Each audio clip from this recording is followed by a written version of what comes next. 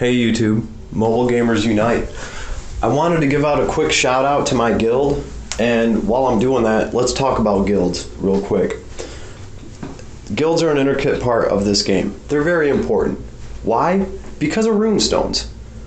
The short answer.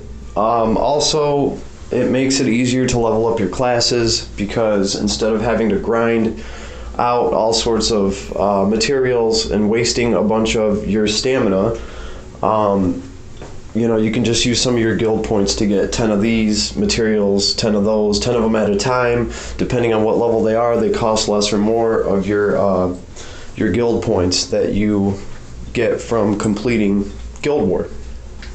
So that's why Guild War is so important in this game, because there's not exactly a plethora of rune stones around, and they make a huge difference. So what does it take to be a good guild master? Well, it's not as easy as you might think it is. It gets to the point where a good guild master has to choose between his progress in the game and his guild's progress in the game. And what I mean by that, and shout out to the guild real quick, everyone's doing good. What I mean by that is, if you look at my profile and we go to rankings, my rank's not that great, 313. Okay, that's it's all right, it's pretty good. That's my top 5 power, my strongest 5 characters. But if you go to all heroes, I'm ranked number 26. That is a sign of a good guild owner. That is because I sacrifice building up 5 or 6 really strong heroes. Instead, and we'll take a look at my heroes real quick, I build up as many heroes as possible so that we can have that many more successful guild runs. And if you really think about that, that's not easy to do, especially when you're talking about SSR gear. The highest piece of SSR gear I have is only level 30, and that's because I combined 2 of them together. A lot of the duplicates that I've gotten of SSR gear, I've put on SR characters. Like this is my level 45 Varna. And there, she's got some SSR gear.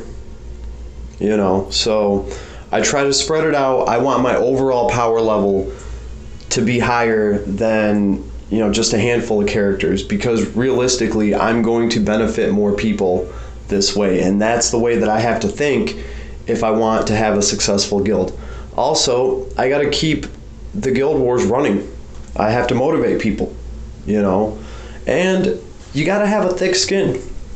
Some people will join your guild, some people will leave, but you end up with a core group of players that you get really connected to. You talk to each other every day, you shoot the shit.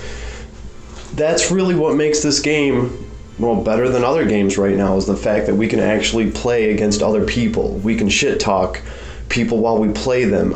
This is an interactive game as opposed to a lot of other games where it's collecting heroes and clearing content that's preset by the programmer. There's just a wild factor to this game, and the guilds have a lot to do with it because they're a huge social part of this game. And this has got to be probably the most social game that I've played. So I decided early on I wanted to be a guild master, and I went out of my way to try to be a good one. So shout out to my guild, Brave Exvius. And this is Vlad, out.